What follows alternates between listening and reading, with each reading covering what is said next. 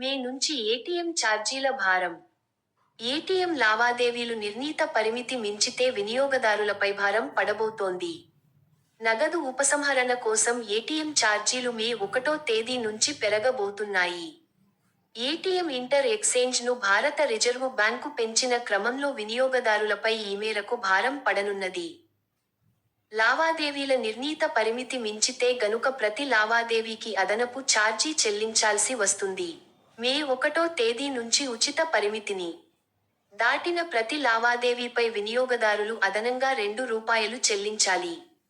అంటే ప్రస్తుతం ఉన్న రూ. 17 నుంచి రుసుము రూ. 19కు పెరుగుతుంది. బ్యాలెన్స్ చెకింగ్ వంటి సేవలకు అదనంగా చెల్లించాలి. అంటే రూ. 7 వసూలు చేసే అవకాశం ఉందని అధికారిక నోటిఫికేషన్ వెల్లడించింది. బ్యాంకులు కాకుండా ఏటీఎంలు నిర్వహిస్తున్న ఇతర సంస్థలను పరిగణనలోకి తీసుకుని ఈ ఛార్జీలను ఆర్బీఐ సవరించింది. యూపీఐ లావాదేవీల్లో అంతరాయం. దేశీయంగా యూపీఐ యూనిఫైడ్ పేమెంట్స్ ఇంటర్ఫేస్ సేవల్లో బుధవారం దాదాపు గంటసేపు అంతరాయం కలిగింది. చెల్లింపులు జరపలేక ఇబ్బంది పడ్డామని వేల మంది ఖాతాదారులు తెలిపారు. డిజిటల్ చెల్లింపుల గూగుల్ పే, ఫోన్ పే వినియోగదారులు ఇబ్బంది పడిన వారిలో ఉన్నారు.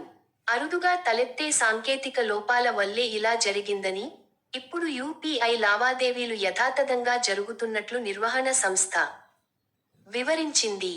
బ్యాంకింగ్ చట్టాల బిల్లుకు ఆమోదం. ఇక నుంచి 4 నామినీలకు అవకాశం. బ్యాంకింగ్ చట్టాల సవరణ బిల్లు 2024కు పార్లమెంటు బుధవారం ఆమోదం తెలిపింది. దీన్ని రాజ్యసభలో మెజారిటీ ఓట్లతో ఆమోదించారు. దీంతో బ్యాంకు ఖాతాదారులంతా ఇక నుంచి 4 నామినీలను ఎంచుకునే అవకాశం కలుగుతుంది. బ్యాంకు ఖాతాలతో పాటు ఫిక్సెడ్ డిపాజిట్లకు ఇది వర్తిస్తుంది. లాకర్ల నిర్వహణలో పాత పద్ధతిలోనే నామినీలను ప్రాధాన్యతా క్రమంలో కలిగి ఉండొచ్చు. బీమాలలోనూ ఇదే తరహా పద్ధతి అనుసరించవచ్చు. అయితే తాజా బిల్లులోని సవరణతో బ్యాంకులు ప్రతి 2వ శుక్రవారం, 4వ శుక్రవారానికి బదులుగా ప్రతి నెలా 15వ తేదీన, 30వ తేదీన రిపోర్టింగ్ చేయాలి. కంపెనీలలోని డైరెక్టర్ల కనీస వాటా మొత్తాన్ని రూ. 5 లక్షల నుంచి రూ. 2 కోట్ల పెంచాలి. డైరెక్టర్ హోదాలో ఉన్నవారు కంపెనీలో సగటున 10% వాటాను కలిగి ఉండొచ్చు. సహకార బ్యాంకు డైరెక్టర్ల పదవీ కాలాన్ని 8 ఏళ్ల నుంచి 10 ఏళ్లకు పెంచాలనే కూడా బిల్లులో ప్రతిపాదన ఉన్నది. కేంద్ర సహకార బ్యాంకు డైరెక్టరుగా ఉండేవారు, రాష్ట్ర సహకార బ్యాంకు బోర్డులోనూ సభ్యునిగా ఉండే వెసులుబాటును ఈ బిల్లు కల్పించింది. ఇక ఆడిటర్లకు వేతనాల చెల్లింపులో బ్యాంకులకు స్వేచ్ఛను కల్పించే నిబంధన కూడా ఉన్నది.